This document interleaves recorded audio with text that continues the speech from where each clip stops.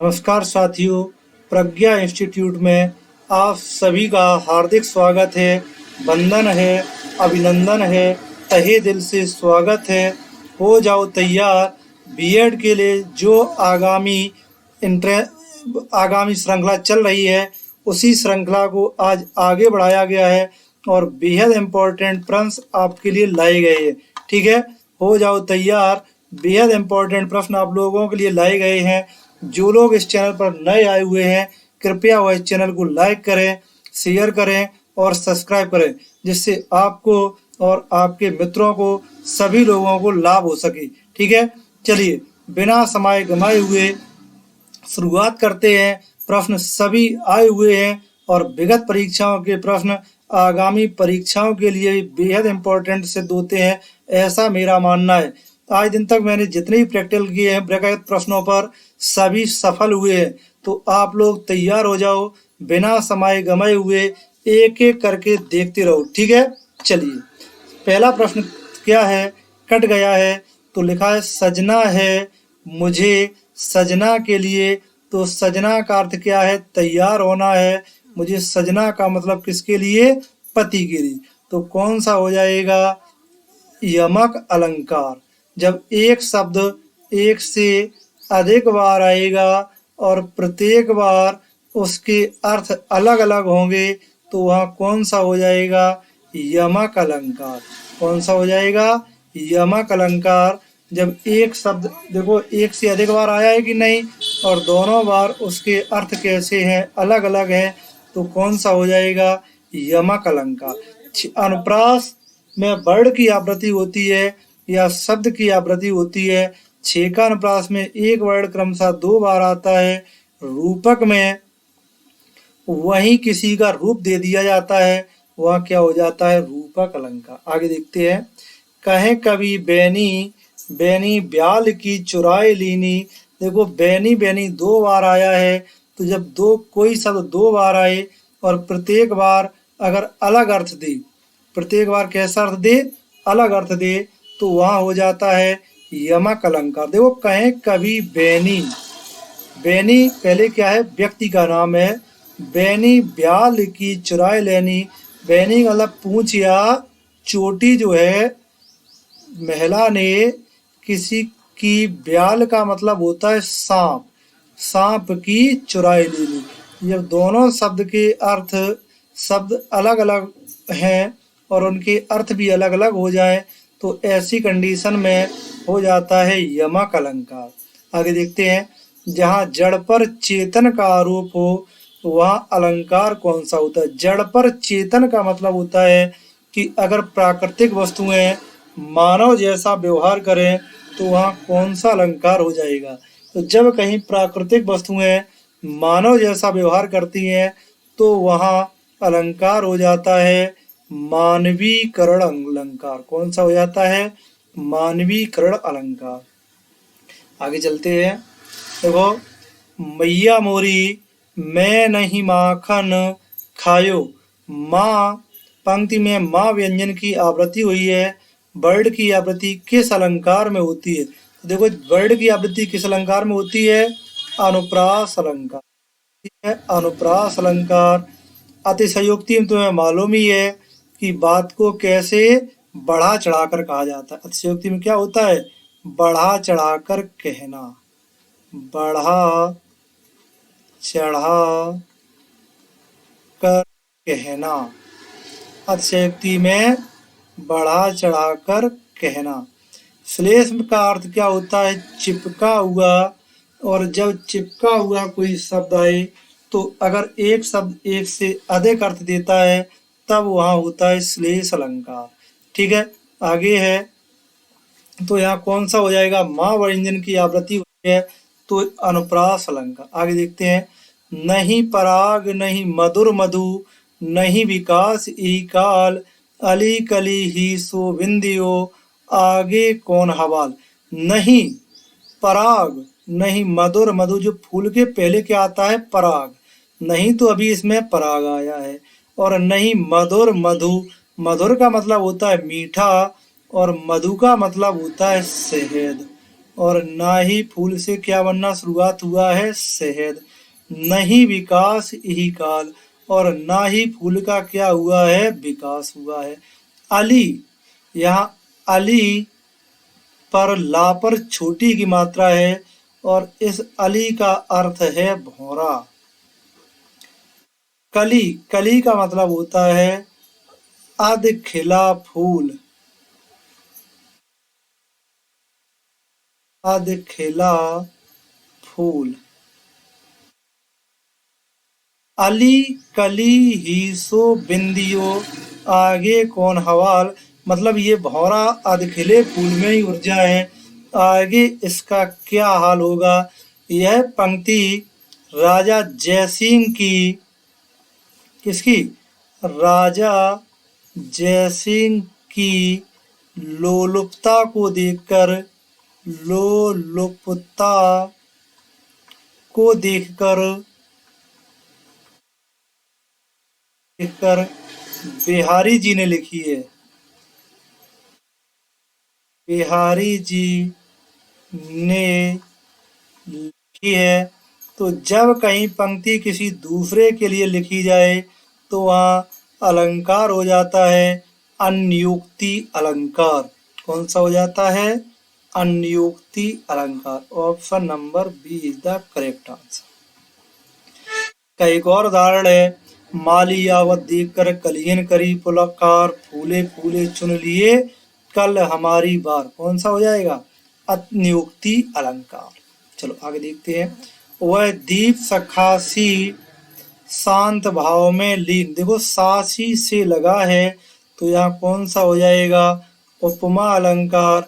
और उपमा का ही एक प्रकार होता है मालो उपमा, जब एक से अधिक बार तुलना की जाए तो वहाँ कौन सा हो जाता है, मालो उपमा अलंकार। आगे देखते हैं। अचल द्रग हो उठते चंचल। अचल द्रग का मतलब जो नेत्र चल नहीं सकते वो कैसे हो जाते हैं, चंचल। चपल पग हो जाते हैं अविचल, और चतुर पग कैसे हो जाते, बिना चले हुए। इस पंक्ति में कौन सा अलंकार है, तो देखो जो उठ नहीं सकते वो चंचल हो जाते हैं। यहाँ क्या लग रहा है आपको प्रकट होते हुए, विरोध। तो अलंकार कौन सा हो जाएगा, विरोधाभास अलंकार। आगे देखते हैं। भ्रांतिमान अलंकार का उदाहरण देखना है, इसके ऑप्शन कट गए हैं। अब ऑप्शन कट गए हैं तो क्या बताया जाए, चलो देखते हैं कौन सा है। उदित उदयगिरी मंच पर रघुवर वाले पतंग। अब यहाँ आगे की पंक्ति नहीं दी गई है, लेकिन यहाँ अलंकार है रूपक अलंकार, और उन्हीं आगे की पंक्तियों में इसका अलंकार छुपा हुआ है। शीतल चंदन चंदहूँ लगे जरावन गात। तो शीतल चंदन चंदहूँ, चंद्रमा को शीतल चंदन बताया गया है, तो यहाँ भी अलंकार हो जाएगा रूपक अलंकार। इन दोनों में रूपक अलंकार है, भ्रांतिमान नहीं है। अब कहीं भ्रांतिमान पूछा नहीं गया है तो एक भ्रांतिमान का एग्जाम्पल लिखे दे रहे हैं हम, ठीक है। भ्रांतिमान ये एग्जाम्पल लिखे दे रहे हैं, देख लो। बिल विचार प्रविशन लगियो, बिल विचार प्रविशन लगियो, प्रविशन लगियो नाग सुंड में ब्याल, नाग सुंड में ब्याल। ताऊ कारों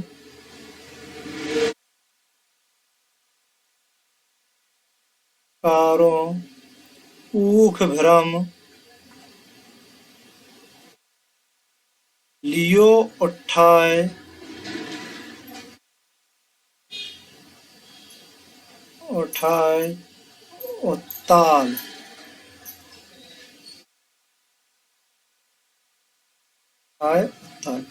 देखो बिल का विचार करके प्रवेश करने लगा, नाग सुंड, नाग का मतलब है या हाथी, हाथी की सूंड में कौन, ब्याल, ब्याल का मतलब काला सांप, काले सांप को नागी की हाथी की सूंड में किसका भ्रम हुआ है, नाग का। ताऊ कारों ऊख भ्रम, उसी समय हाथी को काले सांप में किसका भ्रम हुआ है? गन्ने का। तो यहाँ कौन सा अलंकार हो जाएगा? भ्रांति अलंकार। आगे चलते हैं, देखते हैं। मन रीत तन कागज का पुतला, लगे बूंद बिनस जाए छिन में, गर्व करे क्यों इतना। मन एक कागज के पुतले के समान है, अगर इस पर पानी की बूंद पड़ जाए तो नष्ट हो जाता है, गर्व करे क्यों इतना। अब ऐसी कंडीशन जब व्यक्ति को प्राप्त हो जाएगी तो करुण हो नहीं रहा है, क्योंकि रो रहा नहीं, किसी से बिछड़न हुआ नहीं है, भक्ति की बात नहीं हो रही है कहीं, ठीक है, कि भक्ति कर रहा हो वो। तो कौन सा हो जाएगा? श्रृंगार की कोई बात नहीं हो रही, तो शांत रस। जब कहीं व्यक्ति को ज्ञान प्राप्त हो जाए और सांसारिक वस्तुओं से छोड़कर ईश्वर की ओर उसकी आस्था बढ़ जाए तो वहाँ होता है शांत रस। और जब व्यक्ति भगवत चर्चाएं करे तो भगवत चर्चाएं करते समय रस हो जाता है। जब कोई व्यक्ति भगवत चर्चाएं करता है तो भगवत चर्चा करते समय रक्त हो जाता है भक्ति रस। करुण रस में माता पिता का शिशु से विछड़न होता है या पति का पत्नी की मृत्यु के कारण होता है। ठीक है, आगे चलती है। निम्नलिखित में से कौन सा बीभत्स का विरोधी रस है? देखो, बीभत्स का मतलब, बीभत्स में क्या होती है? घृणा। तो बीभत्स और श्रृंगार में क्या होता है? प्रेम। श्रृंगार में क्या होता है? प्रेम। तो बीभत्स का विरोधी रस कौन सा हो जाएगा? श्रृंगार रस। ठीक है, आगे चलते हैं। रौद्र रस का स्थायी भाव क्या है? रौद्र का मतलब क्या होता है? क्रोध। जब परशुराम वो जनक जी ने कहा था कि कोई यहाँ वीर ऐसा नहीं था धनुष तोड़ सके, या जिस समय परशुराम जी आ गए थे तब लक्ष्मण का क्रोध हुआ था। माँ के लखन कुटल वहीं भोय, रथ पट फरकत नयन रिसोय। तो ये कौन सा हो जाता है? रौद्र रस। या अभिमन्यु ने कहा था क्रोध में आकर युद्ध लड़ने के लिए, तो वहां भी क्या हो जाता है? रौद्र रस। चलो आगे देखते हैं। अखियां हर दर्शन की भूखी, हरि के दर्शन की भूखी है, कैसे रहें रूपरस सांची, ये बतियां सुन रूखी। ये कब है? जब उद्धव जी पत्र लेकर आए हैं श्री कृष्ण का। तो अब बताओ, श्री कृष्ण उस समय मौजूद थे या नहीं? तो श्री कृष्ण उस समय मौजूद नहीं थे, तो यह कौन सा रस हो जाएगा? वियोग श्रृंगार रस। और अखियां कैसी हैं? हरि दर्शन की भूखी हैं, मतलब उन्हें नहीं मिल रहे हैं। कैसे रहे रूपरस सांची, कैसे रूप रहे ये बतियां सुन रूखी। बोले सब रूखी बातें हैं, तो यह कौन सा हो जाएगा? वियोग श्रृंगार रस। आगे चलते हैं। हे खग हे मृग मधुकर श्रेणी, तुम देखी सीता मृग नैनी। तो यहाँ पहला रस है, ऑप्शन है रौद्र रस। पहला क्या है? रौद्र रस। दूसरा करुण रस लिखा ही है। तीसरा है श्रृंगार रस। तीसरा ऑप्शन क्या है इसका? श्रृंगार रस। और चौथा है वीर रस। अब देखो, हे खग हे मृग मधुकर श्रेणी, तुम देखी सीता मृग नैनी। जब सीता जी खो गई हैं तब रामचंद्र जी ढूंढ रहे हैं, तो रामचंद्र जी से सीता जी मिल रही हैं या अलग हुई हैं? तो सीता जी अलग हुई हैं, तो रस हो जाएगा श्रृंगार रस। और श्रृंगार रस के भी हमने दो प्रकार बताए थे, संयोग और वियोग। तो यहाँ जब सीता जी मिलने तो जा नहीं रही हैं, तो कौन सा हो जाएगा? वियोग श्रृंगार रस। बहुत पूछा जाता है ये एग्जाम्पल। ठीक है, आगे चलते हैं। यहाँ भी कट गया है, तो उसका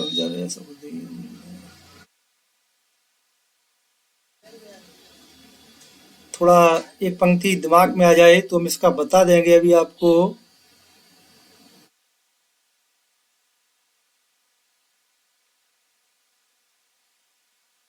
इसकी पंक्ति है, बड़ा मजेदार है। निश्चरहीन करहूं मही, निश्चरहीन करहूं मही, निश्चरहीन करऊं मही, भुज उठाए आय पन कीन, सकल मुनिन के आश्रमन, जाय जाय सुख दीन। ये पंक्ति किस समय की है?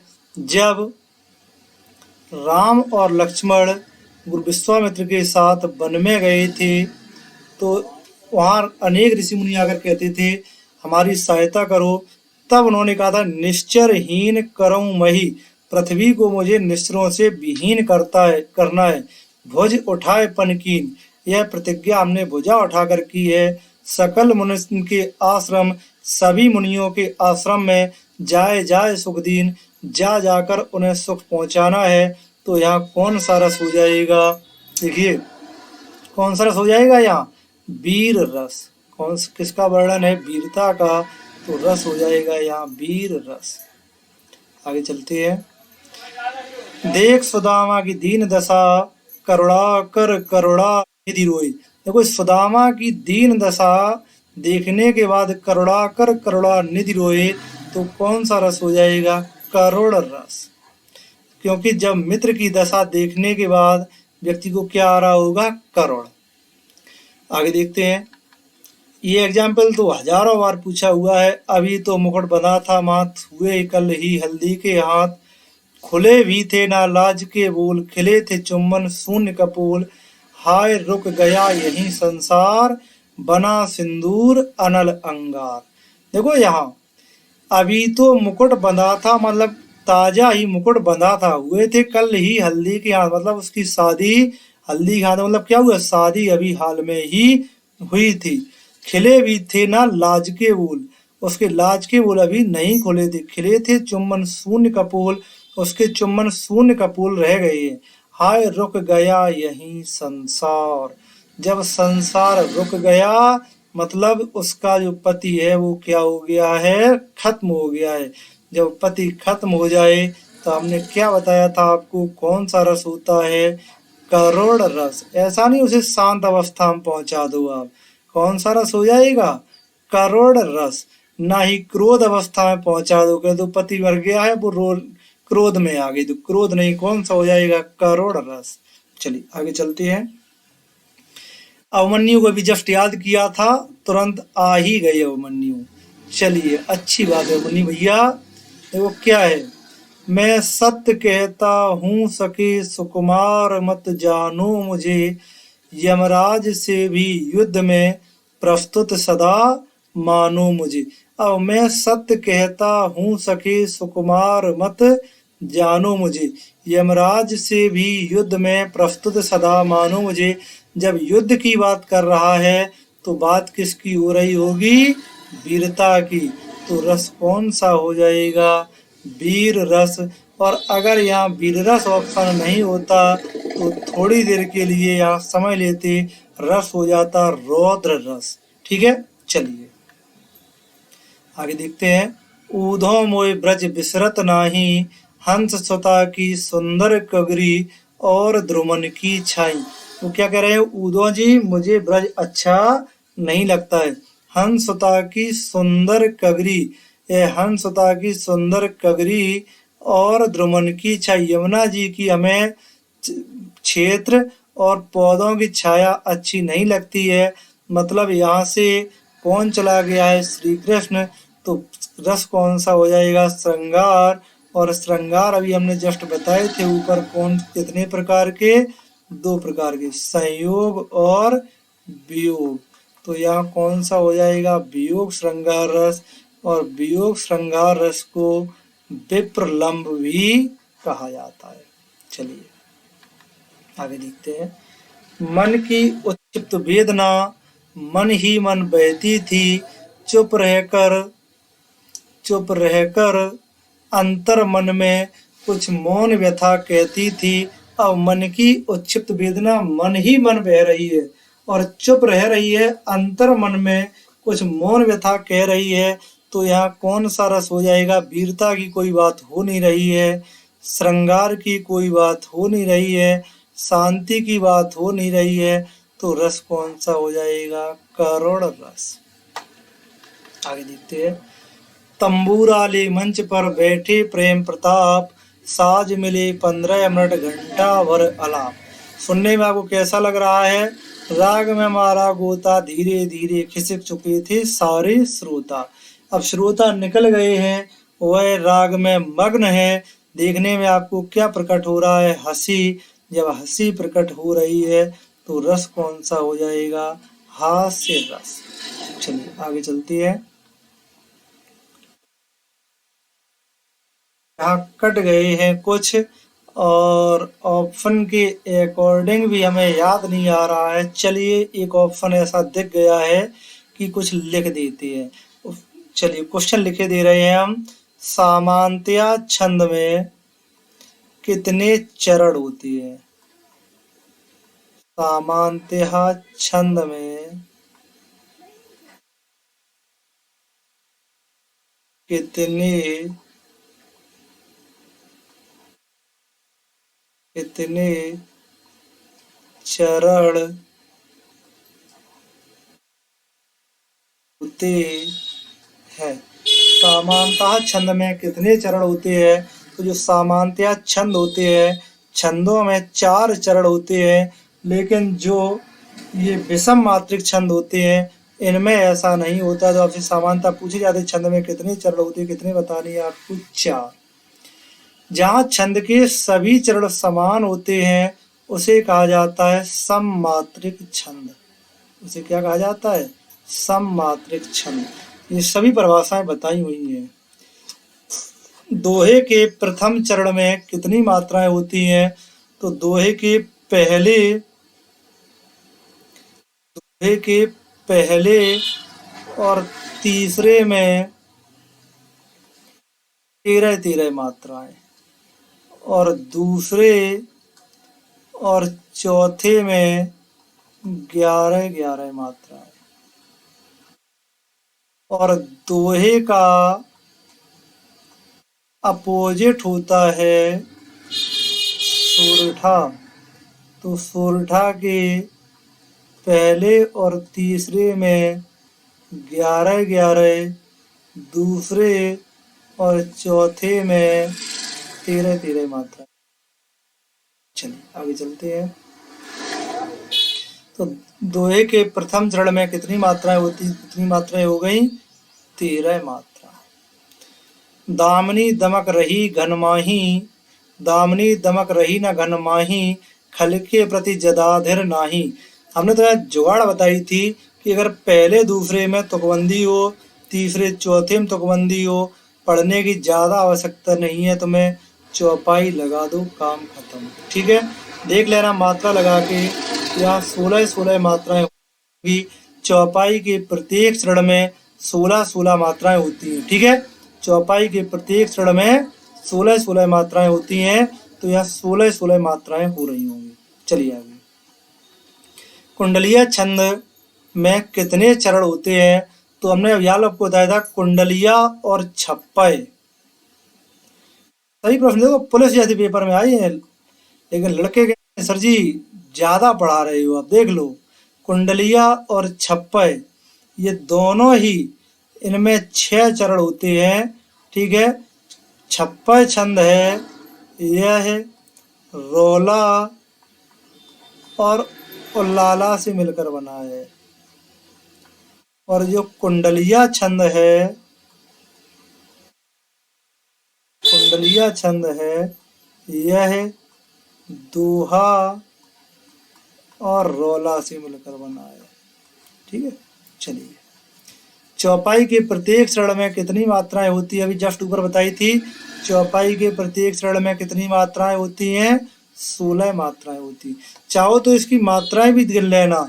दा पर 2, मा पर 1, ना पर 1, और छोटे की 1, बड़े की 2, बस गिन लेना, पूरी हो जाएंगी। जो मात्रिक सम छंद होते हैं, प्रत्येक चरण में 16 मात्राएं होती हैं। तो 16 मात्राएं होती हैं तो उन्हें क्या कहा जाता है? अभी हमने जस्ट बताया था, चौपाई छंद। देखो, श्री गुरु चरण सरोज निजमन मुकुर सुधार, वर्णौ रघुवर विमल जस जो दायक फलचार, पहले और तीसरे में अगर तुकबंदी हो, दूसरे चौथे में तुकबंदी हो, कोई परेशानी की बात नहीं। वहाँ क्या करना है तुम्हें, वहाँ दोहा लगा देना है और आंसर एकदम सही हो जाएगा। आंसर कैसा हो जाएगा, सही हो जाएगा। तो यहाँ क्या हो जाएगा, श्री गुरु चरण सरोज रज निजमन मुकुर सुधार, वर्णु रघुवर विमल जस जो दायक फल चार। कौन सा ऑप्शन हो जाएगा, दोहा। दोहा, ठीक है। यहाँ देख लो, यहाँ कट गया है, मूक होय वाचाल, पंगु चढ़े गिरवर गहन, जासु कृपा सुदयाल। यहाँ लिखा है जासु कृपा, जासु कृपा सुदयाल, जासु कृपा सुदयाल सक द्रवहु सकल कलिमलि दहन, द्रवहु सकल कलि मन दहन। या पहले और तीसरे में 11-11 हैं और दूसरे और चौथे में 13-13 हैं। तो कौन सा हो जाएगा आंसर, सोरठा। सोरठा इज द करेक्ट आंसर। चलिए, ये प्रश्न कट गया है। इसके लिए है जो मुश्किल से प्राप्त हो, जो मुश्किल से, जो मुश्किल से प्राप्त हो, इसके लिए क्या ऑप्शन है, जो मुश्किल से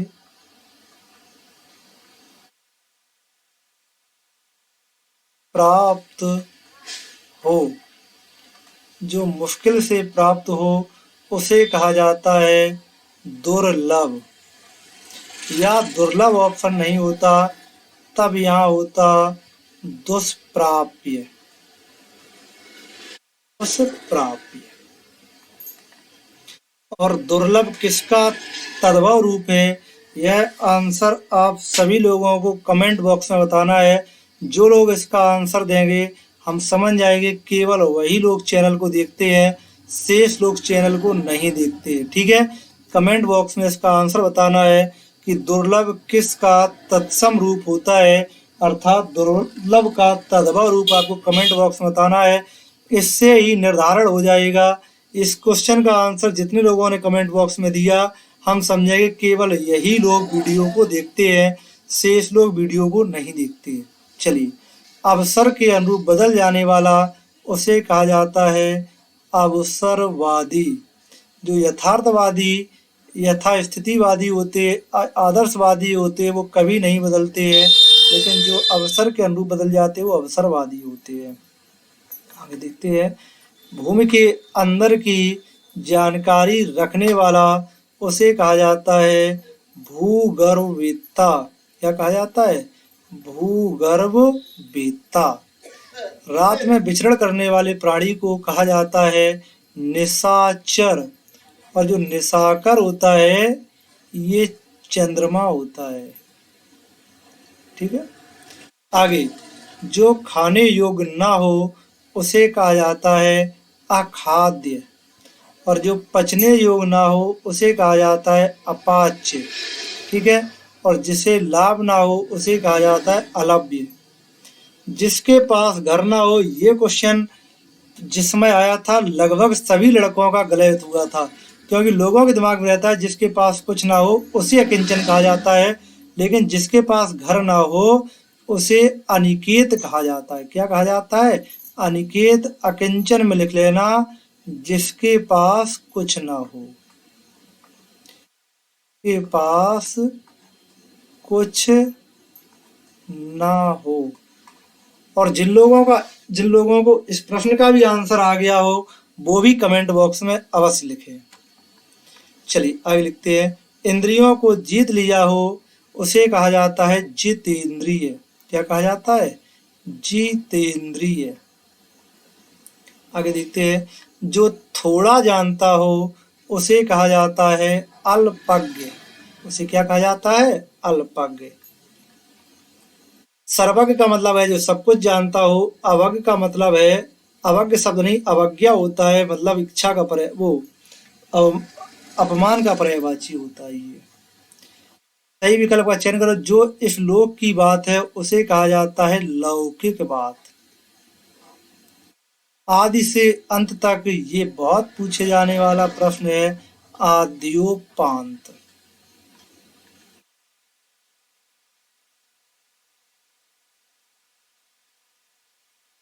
का भी क्वेश्चन कट गया है तो लिख लेना। प्रश्न है, किताबी कीड़ा होना। किताबी कीड़ा होना। देखो, किताबी कीड़ा होने का मतलब क्या हो गया? बहुत अधिक पढ़ने वाला।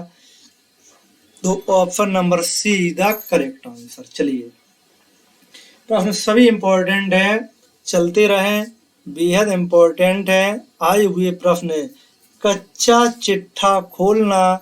कच्चा चिट्ठे खोलने का मतलब होता है सारा भेद खोल देना।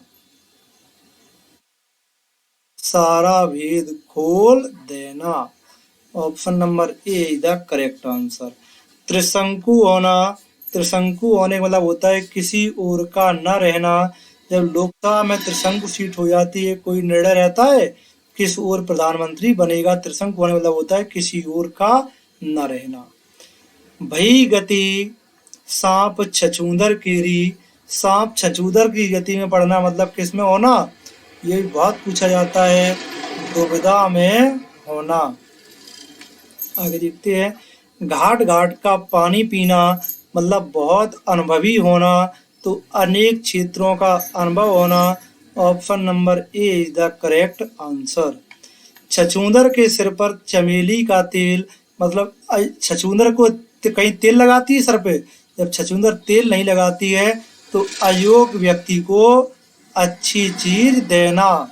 या क्या हो जाता है? छछूंदर के सिर पर चमेली का तेल। दिए गए मुहावरे का सही अर्थ देने वाला विकल्प कौन सा है? मूंग की दाल खाने वाला। मूंग की दाल कौन खाता है? जब कोई व्यक्ति बीमार हो। और जब व्यक्ति बीमार होगा तो ताकतवर होगा या कमजोर होगा? तो सुंदर होगा? सीधा साधा व्यक्ति? नहीं, कमजोर व्यक्ति होगा। ठीक है, आज के लिए इतना ही। शेष आगामी क्लास में। जो लोग चैनल पर नए आए हुए हैं, कृपया चैनल को लाइक करें, शेयर करें और सब्सक्राइब करें। आज का आपको टारगेट दिया जाता है कि 310 सब्सक्राइबर होने चाहिए कम से कम। तो आप लोग चैनल को इतना ज़्यादा शेयर करें कि 310 लोग हो जाएं।